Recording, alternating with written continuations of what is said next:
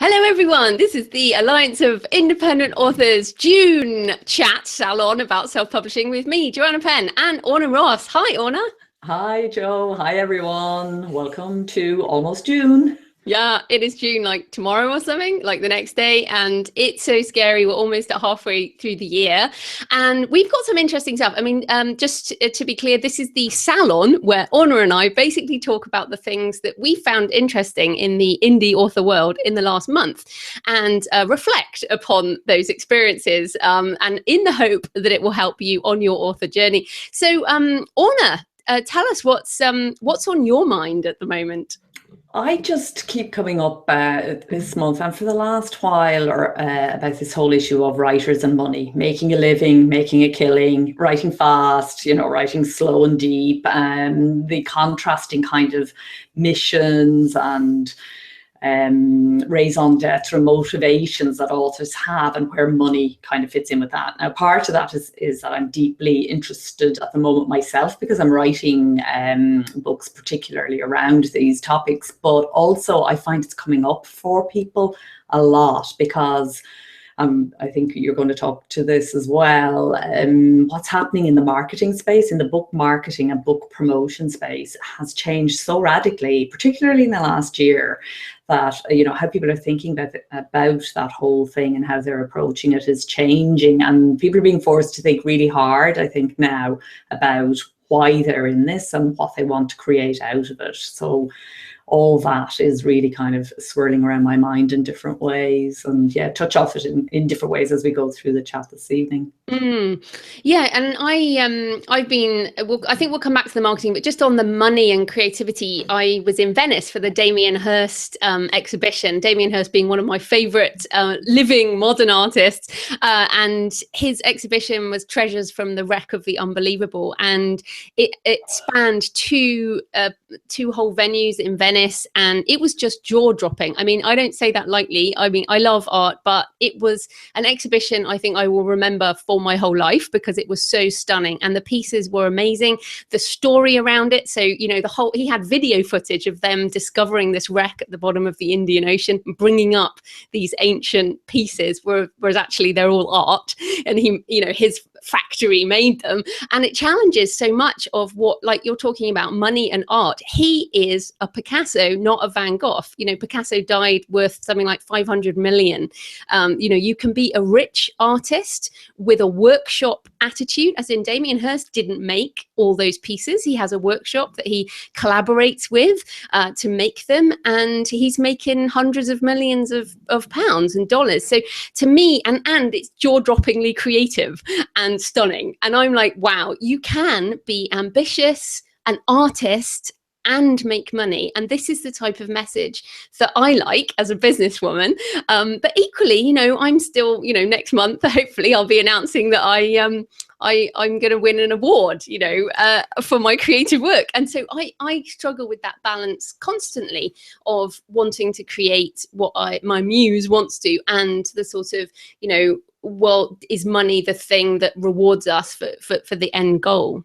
Well, one of the things that I found really interesting while I've been researching these books is looking at the historical development of the attitude to finances, and at what point did it actually come in that art and money became opposites and were polarized in that way. And it's actually quite a recent invention. Money is a relatively recent invention anyway, but it was in the Romantic movement that this idea really kind of took legs, and then it was towards the end of the 19th century that it began to really embed itself, when you had the whole idea of Bohemia in that opera kind of set off that way of thinking about it. So it's a relatively new kind of construct. And all the way along, one of the things that I found most interesting, I remember reading an article about Hirst and him saying that everything he has done, everything that he has set out to do as a very commercial minded artist has been done before. There have been precedents for this long ago, and particularly if you step back behind kind of modern art, where that whole idea of the artist as somebody who starves and dies, and art as something sacred and positioned as oppositional to the commercial, you know, if you go back behind that, you see that artists have been doing these kinds of things for many years, and that whether you actually do well commercially or not has very little to do with whether you do well creatively or not. They are actually not one and the same thing at all. There is no polarization between those two. Yeah, that's awesome. And I should say that in this last month, and this month has been so full, you and I did a day together. Was that that was quite recently? Yeah. I don't think we even talked about that. But what I do have, I'm just going to reach across my desk for those watching the video. What I have on my desk is the Orna Ross How Authors Create Money and Meaning workbook. Orna, is this available for people to purchase yet? Because it's very, very good. Yes, not quite ready to purchase yet, but it will be given away free this weekend at Indie Author Fringe for those who are watching my Sell Your Books Without Selling Your Soul. Oh, really? That's fantastic. Because seriously, I've some of the exercises that Orna did really helped me with my money attitude and my money mindset. So I really recommend this when it get on the Fringe this weekend, but also when this does come out properly. I've got one of the limited edition with typos, I believe. the beta edition. the beta edition. But I think that's really interesting. You know, thinking about that, and it really challenges a lot of what people think about. But let's just talk about the Fringe before we get into some of the changes in marketing and what we've been doing. So what's happening with the Fringe? Well, it's Book Expo, and Book Expo is all about marketing and promotion. Our middle fringe of the year is always in the first fringe. We talk about making the book, which is the editorial design and the production phase, and in the middle fringe, which is this one at the beginning of June, we talk about marketing and promotion. So we have 24 sessions over 24 hours addressing that particular topic and in all sorts of different ways. And that's what's so interesting, just comparing it to the lineup of a year ago, how much is focused around investing for success, you know, paying for advertising books on Amazon, Facebook, or wherever, and also in this sense that there's almost a parting of the ways in the indie community at the moment, I feel, between people who are getting very commercially minded and very much seeing, you know, that as their way, and then other people are kind of positioning themselves against that. And I suppose one of the things we'd really like to persuade people to do is not to go there in that sort of way, but that the creative and the commercial must always be sort of intertwined and work together. So there are lots of different sessions, and we have a number of book marketeers, obviously lots of authors who have been there and done that, and they'll be talking about it from all sorts of different angles, and the material will be there for some weeks for people to tap into. We don't expect you to stay up all night. We just do it over a 24-hour period so that everywhere in the world gets a chance to actually attend live if they want to, if they can. Yeah, so it's always a busy time around here, and because it is a lot of sessions and it is a lot of material, but it's a good way to get everything together and get lots of different people into one space and get people talking about the topic, which is really important. So you can find that at selfpublishingadvice.org, and there's a link at the top to Indie Author Fringe. And if you are listening at any time, this will be on June the 3rd, is that right? June it's next Saturday, exactly. It starts at 10 a.m. New York time, and we normally bring sessions live from the Fringe. Somebody from Ally normally attends, but because Book Expo this year is not doing a self-publishing event, we have boycotted Book Expo. We're just doing our Fringe. However, our gold sponsor, IngramSpark, they have decided to do some indie author education, and we will be broadcasting their segment about marketing and publishing, promotion and PR. Publishers Weekly and IngramSpark together are providing that in the absence of Book Expo doing anything themselves, which is a whole other thing I won't get into and rant all over again about. I think we ranted last month.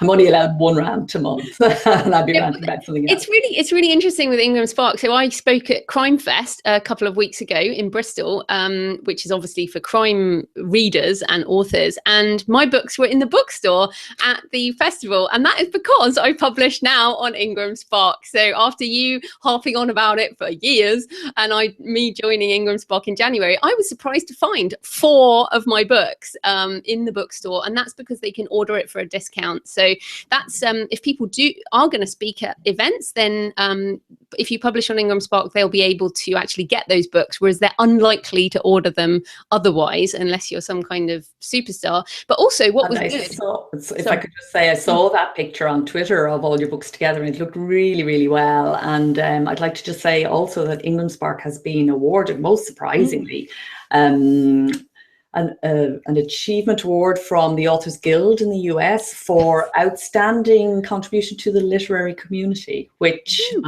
I know took them very much by surprise, because the Authors Guild is quite a traditionally minded, or has been up to now, quite a traditionally minded association. And I know that a number of people were surprised that they would honour IngramSpark in this way. And I think it's a really good thing that they've done here, and a very forward-thinking thing that they're doing, because it's absolutely true. You know, any of these services that are taking authors' books directly to readers, is the best thing you can possibly do for the literary community. So good on the Authors Guild. I'm glad to have the opportunity to say that. Yeah.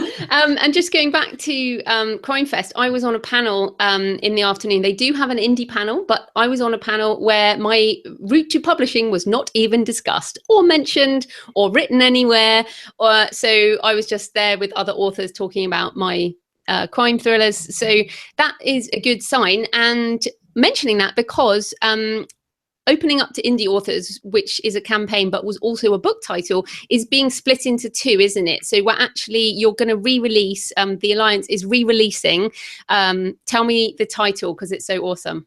Yeah, it's essentially Open Up to Indie Authors was a kind of an umbrella thing, which was aimed at trying to get people to, when I say people, I mean people in the existing, what you might call the reader industry. So it's not really the publishing industry, but it's where readers convene. So places, bookshops being one, libraries being another, literary events, wherever books are discussed and talked about, we feel that indie authors should be there. So we did this sort of umbrella campaign around all of those different places and programs, and put it all together under the heading of Opening Up to Indie Authors. But as you pointed out at the time, that is not a particularly good use of keywords.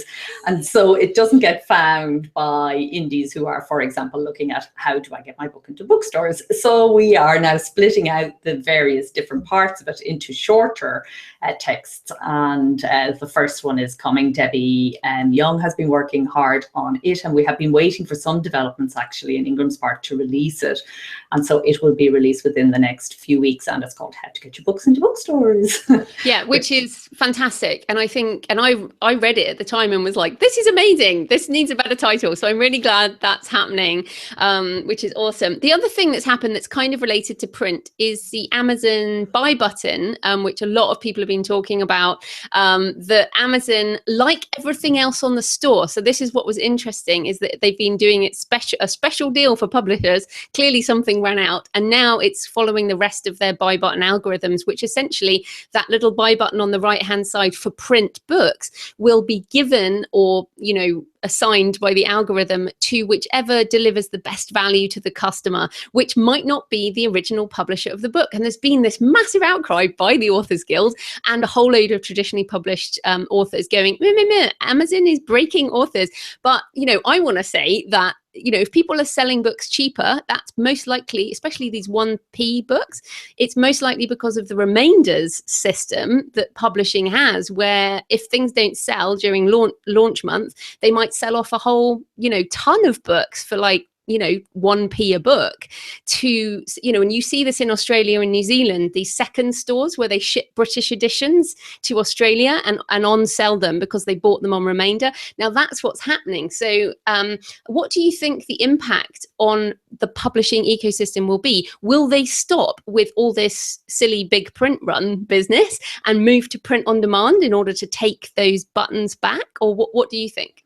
I don't think they can do that completely, because some of the bigger titles, particularly that they plan, are done on the basis the whole economy of the book is worked out on economies of scale, and they need to publish, big lots. And the whole of publishing is based on throw a lot out there and see what sticks, so they don't expect every book to sell. Even books that they put quite a bit of energy behind, they know that not all of them will sell. So I think it was a very clever kind of firestorm, anti-Amazon firestorm that was built up by the publishers around this whole issue, as you say, kind of cleverly masking their own part within it. So it got almost no attention. And I also think indies are completely differently placed around this issue. And I have heard indie authors complaining about it, because they have heard organizations like the Authors Guild complaining and assuming that that refers to them, but actually it doesn't really. So I think it's a perfectly valid thing for Amazon to have done. And while I don't think it's going to completely change how trade publishing organizes itself, they are moving more and more to POD anyway, where it makes sense. And I think we'll see that continuing. Yeah, exactly. Yeah. So we just wanted to bring that up because, yeah, like you said, there's a lot of misinformation.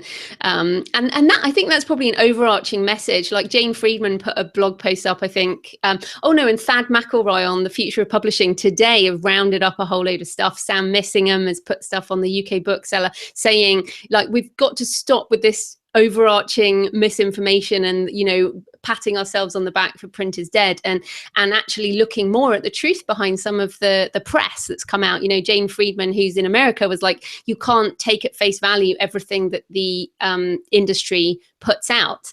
And once again, this month there's been a couple more news stories about ebooks are dead and blah blah blah, and it's like you just have to stop and read it and read past the headlines. And I found myself using the hashtag fake news on Twitter because fake news has become a thing, and I think we are also responsible for that because people are just mouthing off or doing comments without actually looking at the facts behind the story. Absolutely, and retweeting tweets based on a headline without reading the actual content that's in there. And we're all guilty of it, of not going as deeply as we should, but we're authors, so we have a kind of responsibility, us particularly, I think, not to pass on bum information. And I think that was a very polite way you express what goes on in our industry. I mean, it is rife with misinformation and deliberate, let's not put a too fine point on it, lies and deliberate firestorms, and just like politics. And there is a funny sort of thing goes on, whereby it's I suppose it's a herd kind of mentality and an assumption. When we use that word author, very often what's being discussed is a traditionally published author. But I mean, that is now the minority of authors by a very tiny margin. The number of traditionally published authors becomes a smaller percentage with every passing day. So when we're actually talking about authors, we should be generalizing about indies, not about trade publishing. Yeah, actually, that's interesting. That was another thing out of Crime Fest. Every year I go, like at the beginning, I was kind of ignore her.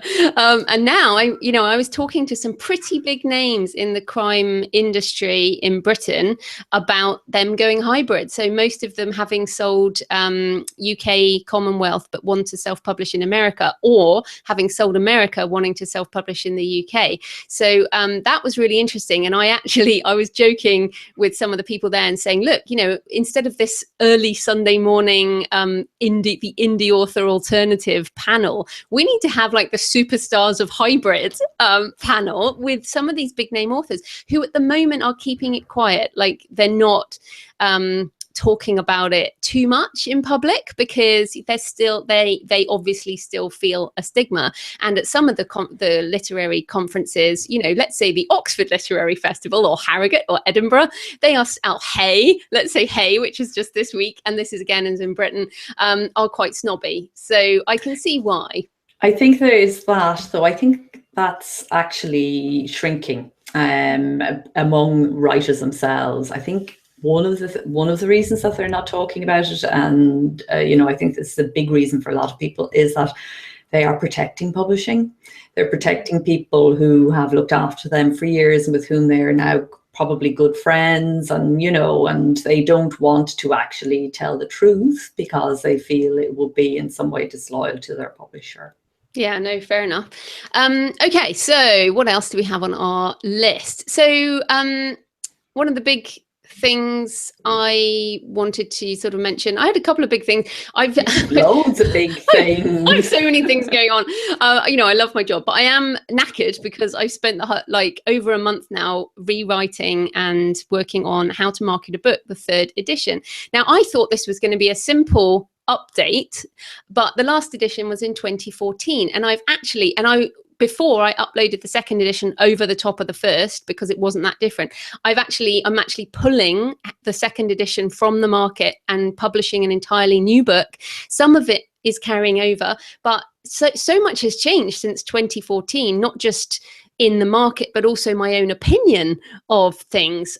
One of the biggest things, as we were saying, is that in 2014, the author platform was still a huge deal. It was, you know, you must have a blog and you must, you know, be on social media. And the biggest shift, I think, is, I think definitely the biggest shift is data, algorithms, paid advertising, category hacking, tools like KDP Rocket, Klytics, all these different things that have appeared that help authors do things in the granularity of data that traditionally published authors don't know about. And we're in the IPG now, the Independent Publishers Guild, and a lot of them don't have any clue about this stuff. So it's really interesting that there's this, and of course people can do both, but there is definitely, as you say, a split between the people-based marketing and the sort of data-based marketing, and how now you really, even if you don't have fast production speed. So I've launched a new sweet romance author name this month that very few people know who it is, and I haven't used my platform in any way. The only thing we've done is use KDP Select and Facebook ads and Amazon ads, and we got nearly into the top 100 in the US and the UK, and I've had, you know, and I'm like, the best single book launch I've had, which is kind of sad that I've spent 10 years building a platform and have managed to launch this book. However, it is romance, so very high selling genre. But that's probably been the biggest change.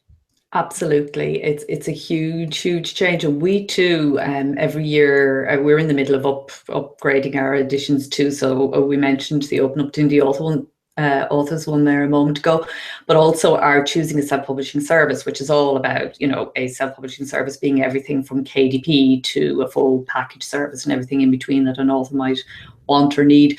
We have traditionally, like that, just overlaid a new edition each year, but in 1 year, this past year has seen the biggest change in the indie sphere. And so we too we've pulled last year's one, and we are now kind of putting it together with a view really to next year, so the next 18 months. So we kind of ended up skipping a year. We went from 2016 straight to 2018 because it's just been such a huge change. And I think there's a bigger change also coming, which I'm hoping that we'll be able to get in ahead of and kind of see and anticipate what might be at play. So obviously this... You have to tell us. What is that? Yes, I'm about to. Well, this change that we're talking about here is, as you say, it's very data driven and it's very digital based. It's all about kind of digital. So again, it's really necessary now for authors to move into understanding digital and how digital differs from selling print books through bookstores. Even if you decide you don't want to go there, even if you decide, you must know what you're not going there on and about and how they compare. So what's happening now, and you and I had a small discussion about this the last time we met, is very interesting developments around blockchain technology, Bitcoin, digital currencies, cryptocurrency, all that kind of thing. And I think for the first time, I don't think I mentioned this last month, I may have briefly mentioned it, but just again, as part of the investigation and the research that I'm doing for these books about authors and money, it's becoming clear that for the very first time, we're going to have the opportunity for an artist-led economy for artists, and including in that, obviously, artists in the wider sense, musicians and writers. So Ally is commissioning its first white paper, where we're going to actually really dig deeply into what's possible at a technological, not all the bits are in place, but almost. And I think if authors who are like the cleverest bunch of people in the world could only get in on this and begin to seriously think about blockchain for books and how it might work, you know, how we can make the digital wallet the center of all payments from, you know, as a hybrid author, coming from your publisher, coming from your self-publishing service, coming from your direct sales on your website, that digital wallet, which is open source, cannot be, it's a completely different thing to having a corporation which controls the money flow. And it is a unique opportunity, and I think one that we've got to take up. No, that's awesome. And I think, you know, micropayments, I mean, things like Patreon for my podcast now is it's turning into a significant income stream based on people, most of the people contributing just a couple of dollars a month. And what, you're talking about there, I should bring up the other thing I did this month was my annual roundup because my company year end was the end of April. So I did my roundup of my book sales. 9% of my book sales income for the last year was direct from my website. Now, that's fantastic. And that's because you built up your traffic, Yes, absolutely. But also it shows that people are happy to buy ebooks away from Amazon, away from Kobo, away from iBooks. So, the market is more mature because just, a few years ago, people didn't trust a lot of this stuff. And the reason they trust it now is using things like PayPal. And, again, the micropayments, the Bitcoin, the blockchain, all these different things will be ways, a technology where people will be able to trust it more. There's some real macroeconomic theory going on behind this whole stuff. And with automation and, the way society is changing, my husband and I were talking about this the other day, walking along the canal, and we were like, what it feels like at the moment with the political situation, with things like you're talking about, this technological shift, it feels like there's a really big thing happening, but there's a whole load of people who are still in denial about the change that's coming. And it's important to try and keep an eye on what's coming so that we can surf that wave and not be left behind, as things change. And I hope that we'll continue to talk about this stuff without being scared. And I think, people listening might find the future a bit scary, but there's ways that we'll be able to deal with it if we face it rather than like hiding under a blanket. Yeah, definitely. And it's a slow sort of thing. And again, I would emphasize for everybody, like Joe, you're fantastic. You are in there and you get tech. You used to work as an IT consultant. I'm tech scared and not great with this stuff. But it actually isn't that scary once you get stuck in. There's a whole mindset that we need to develop. As authors, we need to understand and take this slowly, do it bit by bit, and then hire people who can help us. So you can earn enough money in this world where you don't do everything yourself.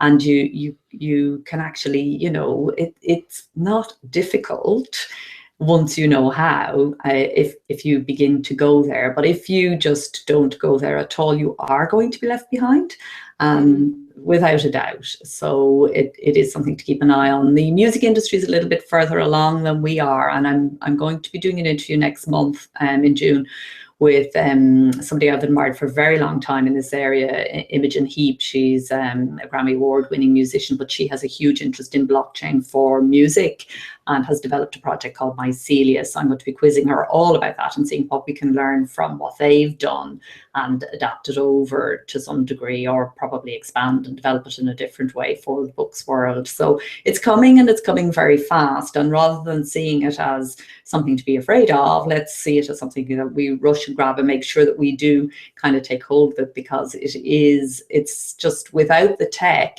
we can't have it can't be open source, it can't be equal, it can't be democratized. We need the technology for it to function, for the money trail to work in that way. So we have no choice but to get to grips with it.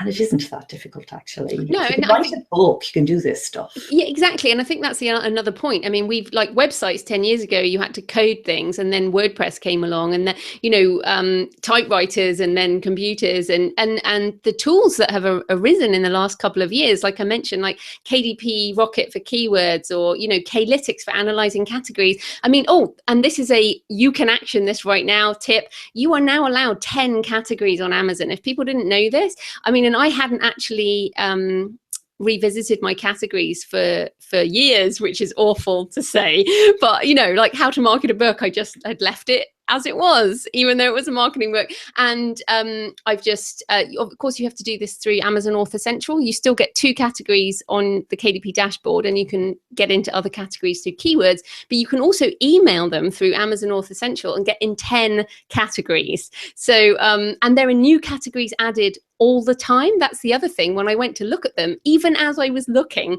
a new category was added, and I was like, whoa. And then you can be first in that category in a bestseller, which I was, even with my pre-order. And I was like, yay. So there's something people can action who are listening, like, forget blockchain for now, just do your categories. That's a great tip. Absolutely great. Okay, what else have we got on here? You talked about Dublin Writers Conference. We've got our notes here if you're wondering what I'm looking at. Oh, yeah.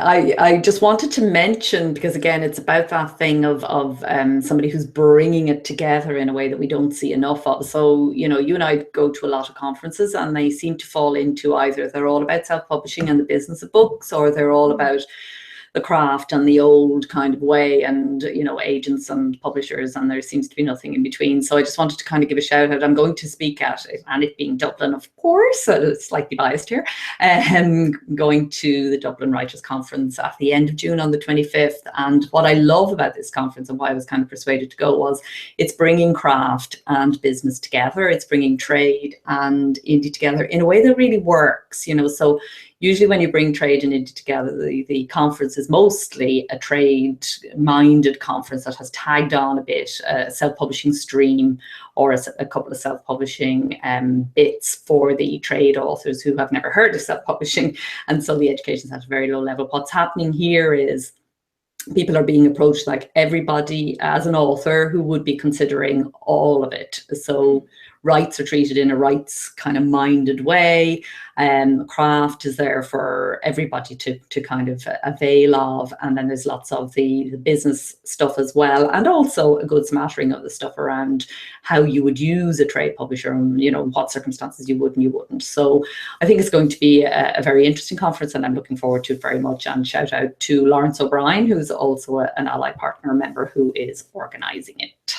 Fantastic. I was also going to say, with my figures, if people are interested, 51% of my fiction revenue was from box sets, and 71% of my Kobo income is fiction box sets. So another nudge on something you can do is create box sets for either your series, so a box set of 3 books or more if you want, or if you write standalones or non-fiction, you can do box sets that are aimed at the same audience. And I think that's super important. And what helps you create box sets is Vellum, Vellum software, vellum.pub, which we both use. It's amazing. It's one of those revolutionary technologies, a bit like Scrivener, which kind of makes everything so much easier. But Vellum is has just released their beta version for print formatting. I don't know if you've tried that yet, Orna. Are you planning to? We got, Jim, before we leave, actually, because your end of the year sales report, I think, is a highlight moment for every indie author out there. So just to give people the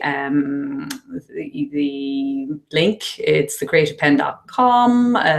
It's very long. It's very long. Just look up sales breakdown for the end of the year or something. What's the actual title on the piece? Because it is a really important piece. It's always packed with lots of really good actionable information. So it isn't just about you talking about how great you are. So It is No, that too. it's not. It's often not, because I don't sell as many books as a lot of people, but it's called My Breakdown of Book Sales by Format, Vendor, Genre and Country, May 2016 to April 2017. And I'm sure that will go on the show notes at the Alliance of Independent, or the selfpublishingadvice.org. Yeah, Jay will look after that, but it is really worth looking out for, folks. It's one. Thank you so much. So back to Vellum. Have you tried it for print yet? We asked Jim Matteo, who will be familiar to lots of you from our Watchdog desk, to actually do a review. So it's launching on Thursday, and the review will be on the Self-Publishing Advice blog on Thursday. But all preview information, it seems very, very positive. I haven't heard anybody. You've had a go, haven't you? No, I haven't had a go at the print formatting. I've had a go at KDP Print, because this is something else that people have asked. So when you go to Amazon KDP now, you can publish a paperback through KDP rather than through CreateSpace. It means that the books aren't available, I think, in Australia, Japan, a couple of places. You don't have all the same functionality as CreateSpace. But I tell you what, I was really skeptical. It was a bit of a pain. And Jane Dixon-Smith, who's an Alliance partner member, wonderful author and designer, we went back and forth about 4 times to get past their weird formatting things. And she's a pro who works, they normally work first time. So there's a few glitchy things in the interface. But what I like is the reporting is integrated into that KDP dashboard reporting.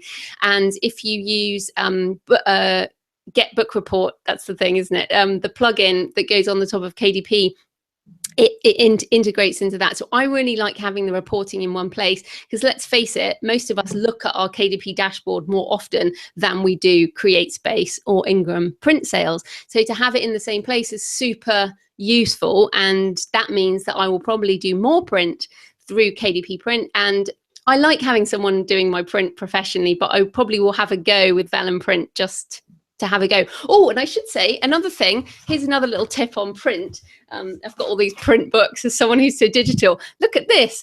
This is a print box set, a print box set. So, and it's very, very cool. And if you're listening on the audio, it's my first 3 books in my Arcane Thriller series. And this makes me lots of money in ebook format, but to have it in print once again gives fans another product, and it doesn't cost much money to format, and it makes your ebook look a really good deal because it's a massive book and it's expensive. So lots of reasons to be doing print. Yay, love to hear you say that. With your own ISBNs, people. Well, and it's interesting, you'll like this. I have actually included a new chapter in How to Market a Book on print marketing, because it's quite different to ebook marketing. And I should say the other thing that's different, and you and I have talked about audiobooks a lot, but because I've already booked the studio for the audiobook recording of How to Market a Book, because my non-fiction audio sells so much better. And I'm actually finding I'm writing the book more for audio than I've ever done. So I'm taking out a lot of bullet points, adding in more joining words, using pretty links for URLs, so that if the narrator has to read it rather than just click here, or the links that we put into ebooks. So it's quite a different experience writing specifically for an audiobook that I might tweak a little for the ebook, but I really want it to be easy to read in audio. That's very interesting. And I think it is worth also just emphasizing again on the print thing. We have all these mad stories about ebooks being dead. And of course, that's absolute nonsense. And as we all know, but I also think, kind of a flip side of that is that indies can think print is dead to them. And what we're seeing more and more, CreateSpace and KDP Paperback are now producing more and more sales for more and more authors. There was a time where it was a tiny proportion. It's still, of course, not equal to ebook income, and I'm not suggesting it would be, but it is moving up into double figures for more and more authors, and I think would become more and more important as the time goes on. More and more people are going to buy their print as well as their ebooks through online retailers. It's happening already, but it's going to happen more and more. So if you don't have print editions, I would suggest that now is the time to start thinking seriously about that. Yeah, actually, good point. I mean, this romance author, month 1, no platform, no history, no nothing, has sold a surprising number of books in print. And I thought conditioning was that, romance readers, KDP Select readers, read ebook only. So that's actually been really surprising to me to see that. I just did it as a, you might as well, not really expecting to sell any. So yeah, that's quite a big deal. We should also say another thing, Amazon always dominating the news because they do that, is the launch of Amazon Charts, with a really pointed press release, which was hilarious, which said something like, the other bestseller charts might be gameable or something like that. They didn't say that, but that's essentially what they felt like saying. Here is a chart that is based on actual books read and actual books sold, rather than opinions and things that are changed. So what do you think about, and also Amazon charts being interesting, because I don't know what we say yet, because people who say I'm an Amazon bestseller mean a category bestseller. So are we an Amazon chart topper, if we can get into that list? Also, the debut list had a couple of indies on, which was really exciting. So what do you think about this list? Well, the thing I think that's most exciting about it is the most read, because that's not something that you can actually get outside of digital. So I think that's the most significant kind of change in lists like that. And I think this will become the list. It isn't yet, but it is going to become the list, in another few years, unless everything changes again. But if things keep going the way they're going. So, I think still to some degree there is an assumption that to be on the New York Times bestseller list is a better thing than to be on the top. And I think you're right, there's a terminology problem here, isn't there? We need something, because of course every indie who's topped any category whatsoever, no matter how remote, even if there's only 2 authors in it, calls themselves an Amazon bestseller. So we do need something that distinguishes the very significant achievement and number of years required to get to actually be at the Amazon chart topper. Chart topper, maybe, yeah, whatever. We'll have to think of something. It's very 1970s, top of the pop. I like it. I like it. See, Joanna's don't like it. It is quite camp. So I think I'm not sure whether they'll go for it. But they have to come up with something, because people and there is. I had a look. The people you do get a little bestseller tag, but it's blue, I think, rather than orange. So you should definitely, if anyone hits that, it is a huge achievement. So absolutely, yeah, that's really interesting. So coming away from Amazon, you've put here Michael Tamblyn, who is the CEO of Kobo, CEO, right? Something on the attention economy. You want to talk about that? Well, it was just something that struck me with all the noise that comes out around the place. I think Michael Tamblyn is a very interesting commentator generally anyway, and he's always worth listening to. And he did an interesting talk somewhere. I can't remember where now. I think it was Berlin or something. I think it was Berlin, yeah. Yeah, where he was just talking about the challenges for our industry of getting the attention of the reader. And so obviously with Amazon, you've got the whole algorithm thing going on, and that's a way of getting into top best-selling charts. But of course, authors can make, without going near that, authors at the moment can make a living and can also fulfill their creative intentions and whatever their aims and goals are around their creativity, in terms of everything from self-expression to full-on engagement with readers, whereby they kind of it's set up a working system, an ecosystem of readers that support them. And you don't need an awful lot of readers actually to be supported as a writer if you get everything right around the track. And if you look at multiple streams of income, and if you please a small band of people a lot, they will actually spend a lot. And you were talking earlier about the trust thing.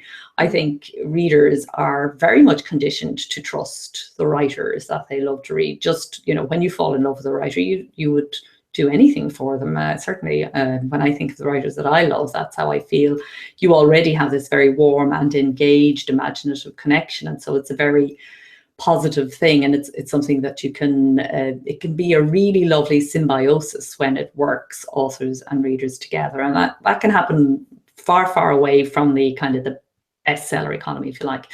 And what Michael Tamlin was talking about was attention, though, how we're all more fractured in terms of our attention and distracted and too many things to read and watch and listen to. And, you know, the way in which we need to be thinking about that as authors, I think. And I think it's a very good starting place if any of you are kind of considering what you're going to be doing going forward. And if you feel like you're in a rut, if you feel like things are not really working for you as an indie, and we get this every day of the week in Ally. Yeah, and you do too. Yeah, where people feel this just isn't working for me. I've put my books up. I've done A, B, and C. I've followed, you know, your advice. I've done what you said to do. And I haven't sold anything, and I haven't got any readers. I've got a blog, and nobody cares, and you know, all that kind of stuff. And I think it very often comes back to this idea of you know, if you start thinking about it in terms of the attention economy and what it takes for the reader to give you their attention, and how that is not something you're entitled to, and how that is something that you have to earn, I think that puts you in a much healthier sort of place than, I've written a book, why is nobody listening? Because writing a book is no longer an achievement in that sense. Publishing a book and putting it out there, it is a huge achievement. In another sense, of course, it is an absolutely enormous achievement to write and finish a book, to get it edited, to put it out there, to publish it, and you know, to create it is a fantastic thing. But it's almost like then you have to step back and start thinking about who, you know, or before you write it, to think about who's going to care, why should they care, why should somebody give this attention, what's in it for them. And I think he spoke very eloquently about that, and I think it's something we should all be thinking about. Yeah, and it's interesting because, again, in reading my own How to Market a Book from 2014 and hearing my own voice, and I put down in print that I was reading 3 to 5 books a week. And I know that's what I used to read because I tracked them. And this year, I've only been reading about 1 a week. And it's interesting because, for example, this evening before we got on the phone, you know, with dinner, House of Cards just dropped, and we'll be binge watching House of Cards. And the other thing that's interesting in Amazon charts is how many of them are film or TV adaptations. And right now, as we talk, Margaret Atwood's Handmaid's Tale is the bestseller again because of the TV adaptation. So the question there, and I'm, you know, my latest podcast was with a screenwriter about how to get our books adapted. When I go to New York in July, I'm going to be pitching a screenplay at Thriller Fest. Should we be trying to think how to get our content into these different mediums? We kind of talked about this a bit last time, but that's why I'm doing an audiobook, you know, almost audiobook focus for How to Market a Book, because so many people have said to me, I will only buy this in audio because I don't have time to read. So they're listening while doing other things. So audiobook is the most obvious one, or with a podcast. You know, like I would love you to do a podcast on this money stuff, or your Go Creative stuff, like a dedicated thing. Adaptation and screenplays is a big thing, but I'm wondering about investing in looking more at that for my properties as opposed to just expecting books to sell as much. So it's almost a real challenge around, if you want your book out there, what can you do? And the other thing, I mean, even like blasphemy maybe, but I'm even thinking about a project of mine, waiting to pitch it to traditional publishing with the aim of trying to get film or TV. Yeah, it's think about everything. You know, we really do need to think about all the different ways we can do it. And I think it goes back to that whole idea of what your original mission is as an author, what it is you want to achieve. There may be a much easier way to achieve that than writing a book. You know, a book, yes, is one way, and traditionally a book, you know, an authordom went together because a book was the most prestigious and the most difficult and the most authoritative thing you could do, you know, with your knowledge, was to put it into book form and put it out there in that way. But now I think a mixture of, you know, your own website, different kinds of content, things that you find relatively easy to produce, but that are useful and that tie into the themes that are in your books. thinking about the whole thing in the round and why a reader cares and why they would connect, and making it easy for the reader to connect, and also incorporating some aspect of free there so that they get some sense of what you're about before you actually get them to make a purchase. So at one level, it all changes. At another level, it stays the same, because it always comes back to that communication between the writer and the reader. But we have so many opportunities now, and I would love to see, myself included, more authors thinking more laterally and more creatively about the ways in which we can actually reach our readers and monetize that connection. Because honestly, readers want to connect in that way. They need the deeper imaginative connection that is embedded in the book, but they just need us to convince them that they need it and show them why they do better. Yeah, exciting times. We're pretty much out of time. We've had a good chat this evening. I've really enjoyed it. We hopefully covered some more basic stuff and some interesting things for people to think about. So we should talk about what's coming up in the next month. Obviously, this weekend is the Indie Author Fringe, so everyone should go to selfpublishingadvice.org, click on the Indie Author Fringe link at the top. What are you doing this month, Orna? Yeah, then it's back into writing. June, July, and August for me are always more writing focused than other months. So once Fringe is over, I will be in Dublin at the end of June, but it's my year of nonfiction, so just getting more and more of those nonfiction titles together for the big launch at the end of the year. And lying low, possibly buying a new house. Exciting. Life roles. Christine Catherine Rush and Dean Wesley Smith, who are mentors along with yourself on my journey, always talk about life roles. You plan all these things and then something happens and you're like, okay, that's just life. You have to deal with that and you get waylaid. But one of the things I'm doing this month, which is really interesting, I don't even know if I told you this, I'm speaking at Bite the Book, but it's actually, which is a London publishing industry event at the Groucho Club. Now, I'm mainly doing it because it's the Groucho Club and it's one of those iconic places in London. And I've never been, but it's actually a debate between me and a literary agent on the author as publisher. Is it all vanity? So, yeah, I know. I'm going. When's that on? I think it's the 19th of June, but it's going to be really interesting because I said to them, look, I'm not very argumentative, but after a couple of gins, I probably can be. And I've started planning my kind of my points, given that traditional publishers have started a number of vanity presses and a number of agents now actually publish their authors through White Glove and other programs.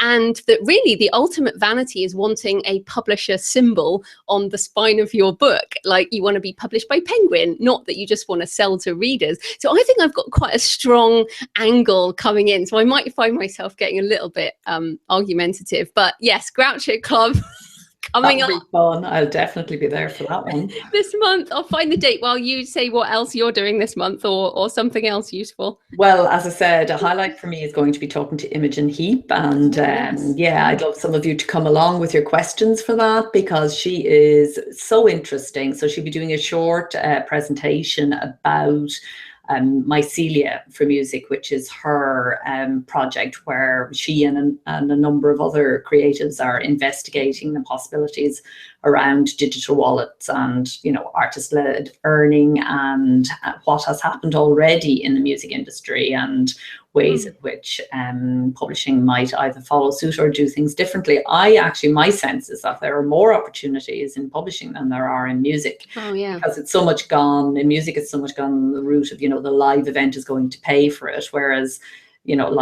publishing live events is really crap.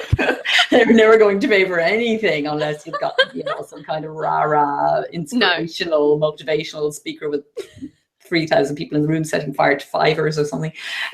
But firewalking, that kind of stuff. That's about it for publishing, I think. So when are you doing that? Do you have a date for your Yes, we do have a date. I don't have it to my fingertips, but I think it is the 15th. Yes, I do. It's the 15th of June, and it will be mid-afternoon London time, but it will be widely available and widely publicized, and I'll get into it next time. That's awesome. And mine is Monday, the 19th of June in London. And if you go to Byte the Book, and that's BYTE, thebook.com, you can find bookings for that. So if anyone wants to come along and wave the indie flag, I'd probably appreciate it quite a lot, because it's kind of going into the lion's den. There's often a lot of industry people there. And I feel like this debate is being set up for a sort of clash. And we know there's no clash, but it will be interesting. So that's June, and I'll also be. I'm going to finish. I'm actually drinking wine because I finished my hand edits, and I just need to get everything to my proofreader. And so, How to Market a Book will be going to my editor, and then I'm working on. I'm co-writing, as I mentioned, these sweet romances. We've got the second one coming out, and then finally I can get back to my fiction.